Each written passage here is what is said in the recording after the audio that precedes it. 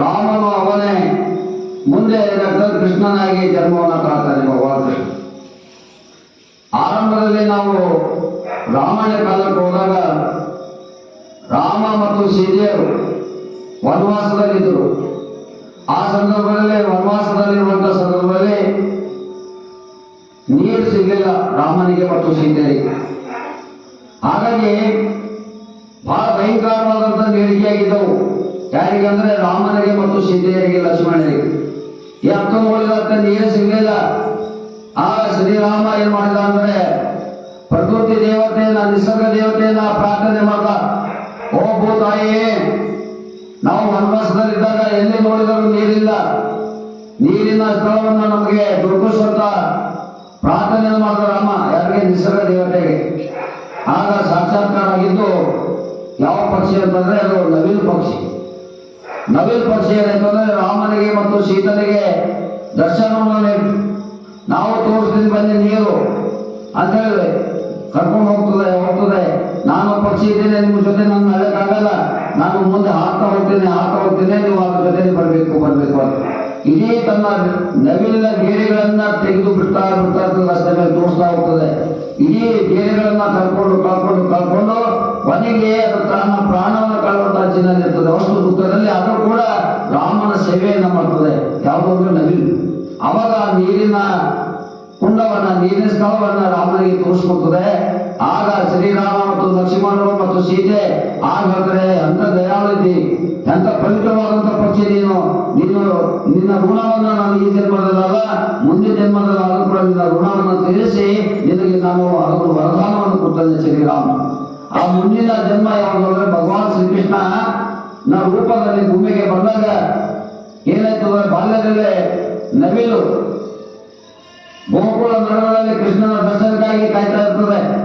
ಏನಂತಂದ್ರೆ ಹೇಗೆ ಕೃಷ್ಣನಿಗೆ ಅನೇಕ ರೀತಿಯಾಗಿ ಭಗವಾನ್ ಶ್ರೀಕೃಷ್ಣ ದರ್ಶನವನ್ನ ಈಗಾಗಲೇ ಹೇಳಿದ್ದೇನೆ. ಸಾಕ್ಷಾತ್ ಶಿವನೇ ಗೋಕುಲಕ್ಕೆ ಆಗಮಿಸಿದ, ಶಿವನ ದರ್ಶನವನ್ನ ಪಡೆದಿದ್ದ. ಕೃಷ್ಣನಿಗೆ ನಿನ್ನೆ ಪ್ರವಚನ ಹೇಳಿದ್ದೇನೆ. ಸಾಕ್ಷಾತ್ ಕೃಷ್ಣ ಏನ್ ಮಾಡಿದ, ಕೊಳಲನ್ನ ಬಾಲ್ಯದ ರೂಪದಲ್ಲಿ ಕೃಷ್ಣನಿಗೆ ಗೋಕುಲಕ್ಕೆ ಬಂದು ಬಾಲ್ಯದಲ್ಲಿ ಕೊಳಲನ್ನ ಗಿಫ್ಟಾಗಿ ಕೊಟ್ಟಿದ್ದ ಅಂತ ಈಗಾಗಲೇ ನಿನ್ನ ದರ್ಶನದಲ್ಲಿ ಹೇಳಿದ್ದೇನೆ. ಹಾಗೆ ಇಲ್ಲಿ ಕೂಡ ನವಿಲು ಕೂಡ ಶ್ರೀಕೃಷ್ಣನ ದರ್ಶನಕ್ಕಾಗಿ ಬಂದಿರ್ತದೆ. ಆಗ ಕೃಷ್ಣ ದರ್ಶನ ಕೊಡುವುದಿಲ್ಲ. 1 ವರ್ಷ ಆಯ್ತದೆ, ಆಗ ದುಃಖದಲ್ಲಿ ಆಗ್ತದೆ ನವಿಲು ಅಳ್ತಾ ಇರ್ತದೆ. ಏನಂತಂದ್ರೆ, ಓ ದೇವ್ರೆ, ನಾನು ನಿನಗಾಗಿ 1 ವರ್ಷದಿಂದ ಕಾಯ್ತಾ ಇದ್ದೇನೆ, ಆದ್ರೂ ನೀನು ನನಗೆ ಭೇಟಿ ಆಗಲ್ಲ, ನಾನು ದರ್ಶನ ಮಾಡೋಲ್ಲ ಅಂತೇಳಿ ಬಹಳ ಬೇಜಾರನ್ನು ಉಂಟ್ಕೊಳ್ತದೆ.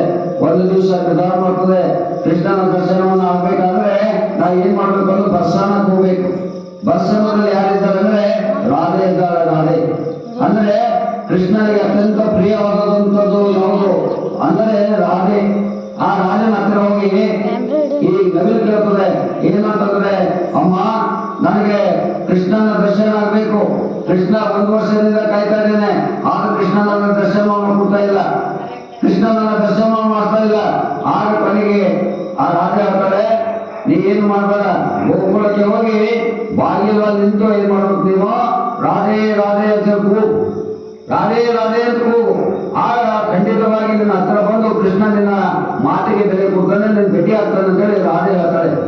ಆಗ ಭಗವಾನ್ ಶ್ರೀಕೃಷ್ಣನ ಬಾಗಿಲ ಬಲ್ಲಿ ಹೋಗಿ ನಿಂತು ಮತ್ತೆ ಆ ನವಿಲು ಏನ್ ಮಾಡ್ತದಂದ್ರೆ ರಾಧೆ ರಾಧೆ ಅಂತ ಅಂತಾರೆ. ಆಗ ದ್ವಾರದಿಂದ ಓಡಿ ಬಂದಂತ ಭಗವಾನ್ ಕೃಷ್ಣ ನವಿಲಿಗೆ ಹೇಳ್ತಾನೆ, ನಿನಗಾಗಿ ನಾನು 1 ವರ್ಷ ಕಾಯಿಸಿದ್ದೇನೆ.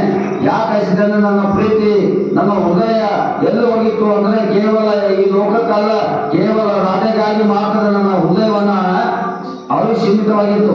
ಆದ್ರೆ ಆ ಹೃದಯದಂತೆ ನಿಸ್ವಾರ್ಥವಾದಂತ ಪ್ರೀತಿ. ಹೇಗೆ ರಾಧಾ ಅಂದ್ರೆ ಏನು, ರಾಧೆ ಅಂದ್ರೆ ನಿಸ್ವಾರ್ಥ ಪ್ರೀತಿ, ಅದರಲ್ಲಿ ಸ್ವಾರ್ಥ ಇರುವುದಿಲ್ಲ. ಹಾಗೆ ಭಗವಾನ್ ಕೃಷ್ಣನ 2ನೇ ನಿಸ್ವಾರ್ಥ ಪ್ರೀತಿ ಯಾವುದು ಅಂತಂದ್ರೆ ನವಿಲಿಗಿತ್ತು, ನವಿಲಾಗಿತ್ತು. ಆ ನವಿಲು ಏನ್ ಮಾಡ್ತಂದ್ರೆ ಆ ದರ್ಶನ ಮಾಡ್ತಾನೆ. ಆಗ ಕೃಷ್ಣ ಕೇಳ್ತಾನೆ, ನಿನಗೆ ಏನು ವರ ಬೇಕು? ಆ ನವಿಲು ಹೇಳ್ತದೆ, ಪ್ರಭು, ನನಗೆ ಏನು ವರ ಬೇಡ, ನಿನ್ನ ಒಂದು ಪ್ರೀತಿ ಬೇಕು, ನನಗೆ ನನ್ನ ಮೇಲೆ ಆಶೀರ್ವಾದ ಬೇಕಷ್ಟೇ, ನಿನ್ನೆ ನನಗೆ ಏನು ಬೇಡ. ಆಗ ಹೇಳ್ತಾನೆ ಭಗವಾನ್ ಕೃಷ್ಣ, ಈ ಭೂಮಿ ಮೇಲೆ ಎಲ್ಲರೂ ಏನ್ ಮಾಡ್ತಾರೆ ಅಂದ್ರೆ ತಮ್ಮ ಸ್ವಾರ್ಥಕ್ಕಾಗಿ ಪ್ರೀತಿ ಮಾಡ್ತಾರೆ, ತಮ್ಮ ಸ್ವಾರ್ಥಕ್ಕಾಗಿ ಭಕ್ತಿ ಮಾಡ್ತಾರೆ, ತಮ್ಮ ಸ್ವಾರ್ಥಕ್ಕಾಗಿ ದೇವರನ್ನ ಪೂಜೆ ಮಾಡ್ತಾರೆ. ಆದರೆ ನೀನು ನಿಸ್ವಾರ್ಥವಾಗಿ ನನ್ನನ್ನ ಕೇಳ್ಕೊತಿದ್ದಿಲ್ಲ, ನಿನ್ನಂತ ಶ್ರೇಷ್ಠವಾದಂತಹ ಪಕ್ಷಿ ಭೂಮಿ ಮೇಲೆ ಯಾರಿಲ್ಲ ಅಂತೇಳಿ ಭಗವಾನ್ ಕೃಷ್ಣ ಏನ್ ಮಾಡ್ತಾನೆ ಅಂದ್ರೆ ಆಗ ಆ ನವಿ ನವಿಲಿಗೆ ಆಶೀರ್ವಾದ ಮಾಡ್ತಾನೆ, ನವಿಲಿಗೆ ಆಶೀರ್ವಾದ ಮಾಡ್ತಾನೆ. ಆಶೀರ್ವಾದ ಮಾಡಿದ ನಂತರ ಅಂದಿನಿಂದ ಭಗವಾನ್ ಕೃಷ್ಣ ನವಿಲಿಗೆ ಬಹಳ ಪ್ರೀತಿ ಮಾಡೋದು ಆರಂಭ ಮಾಡ್ತಾನೆ. ಅದೇ ರೀತಿಯಾಗಿ ಒಂದು ದಿವಸ ವೃಂದಾವನದಲ್ಲಿ ಭಗವಾನ್ ಕೃಷ್ಣ ಏನ್ ಮಾಡ್ತಾನಂದ್ರೆ ಅರಣ್ಯದಲ್ಲಿ ಹೋಗಿ ನಿತ್ಯ ಅವನೇನ್ ಮಾಡ್ತಾನಂದ್ರೆ ಆಕಳಗಳನ್ನು ಕಾಯೋ ಜೊತೆಗೆ ಏನ್ ಮಾಡ್ತಾರೆ ದಿನನಿತ್ಯ ಬಾಸರಿ ಬಾರಿಸುತ್ತಾ ಆನಂದವನ್ನು ಪಡೆದುಕೊಳ್ಳೋದು.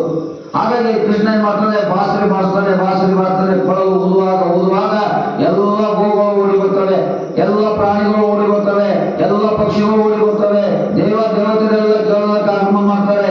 ಅಂತ ಸಂದರ್ಭದಲ್ಲಿ ಎಲ್ಲ ನವಿಲುಗಳು ಆ ಬಾಸರಿ ಬಾರಿಸಿದ ತಕ್ಷಣ ಎಲ್ಲ ಎಕಡೆ ಹೋಗಿದಂತ ನವಿಲುಗಳೆಲ್ಲ ಕೃಷ್ಣನ ಕಡೆ ಓಡಿ ಬರ್ತವೆ. ಓಡಿ ಬಂದು ಆ ಬಾಸರಿ ನಾದವನ್ನು ಕೇಳ್ತವೆ, ಬಾಸರಿಯನ್ನ ನಾದವನ್ನು ಕೇಳ್ತಾರೆ. ನಾನು ಯಾವುದೋ ಫಿಲಿಮ್ನಲ್ಲಿ ಕೂಡ ನೋಡಿದ್ದೇನೆ, ಅದು ಮೋಸ್ಟ್ಲಿ ಅದು ರಣಧೀರ ಫಿಲಿಮ್ ಇದೆ. ರಣಧೀರ ಫಿಲಿಮ್ದಾಗ ವಾಸುವಾಗ ಬಾಸುರಿ ಬಹಳ ಪರಿಚಿತವಾಗಿತ್ತು ನಮ್ಮ ಕನ್ನಡ ಫಿಲಿಮ್ನಲ್ಲಿ. ಹಾಗೆ ಕೃಷ್ಣನ ಬಾಸುರಿ ಬಾರಿಸುವಾಗ ಎಲ್ಲ ನವಿಲುಗಳು ಓಡಿ ಬರ್ತವೆ. ಓಡಿ ಬಂದಾಗ ಕೃಷ್ಣನ ನಾದಕ್ಕೆ ಎಲ್ಲರೂ ಶರಣಾಗ್ತವೆ. ಅದೇ ಸಂದರ್ಭದಲ್ಲಿ ರಾಧ ಕೂಡ ಭಗವಾನ್ ಕೃಷ್ಣ ಕೊಳಲನ್ನು ಬಾರಿಸುವಾಗ ರಾಧ ಕೂಡ ಡ್ಯಾನ್ಸ್ ಮಾಡ್ತಾ ಇರ್ತಾಳೆ, ರಾಧ. ಆಗ ಆ ರಾಧನ ಜೊತೆ ಎಷ್ಟು ಪ್ರೀತಿ ಮಾಡ್ತಿದ್ನು ಅಂದ್ರೆ ಅಷ್ಟೇ ಈ ನವಿಲಿಗೂ ಕೂಡ ಪ್ರೀತಿ ಮಾಡ್ತಿದ್ದ ಕೃಷ್ಣ. ಆಗ ಆ ರಾಧನ ಜೊತೆ ಈ ನವಿಲು ಕೂಡ ಏನ್ ಮಾಡ್ತಿತ್ತು ಅಂದ್ರೆ ನೃತ್ಯ ಅಂದ್ರೆ ಡ್ಯಾನ್ಸ್ ಮಾಡ್ತಾ ಇತ್ತು. ರಾಧೆ ಜೊತೆನೆ ನವಿಲು ಕೂಡ ಕೃಷ್ಣನ ಜೊತೆ ಹೆಜ್ಜೆ ಹಾಕ್ತಿತ್ತು. ಹಾಗಾಗಿ ಈ ಕೃಷ್ಣನಿಗೂ ಮತ್ತು ನವಿಲಿಗೂ ಅತ್ಯಂತವಾದಂತಹ ಪವಿತ್ರವಾದಂತಹ ಸಂಬಂಧ ನಾವು ಸಾಮಾನ್ಯವಾಗಿ ನೋಡ್ತೇವೆ.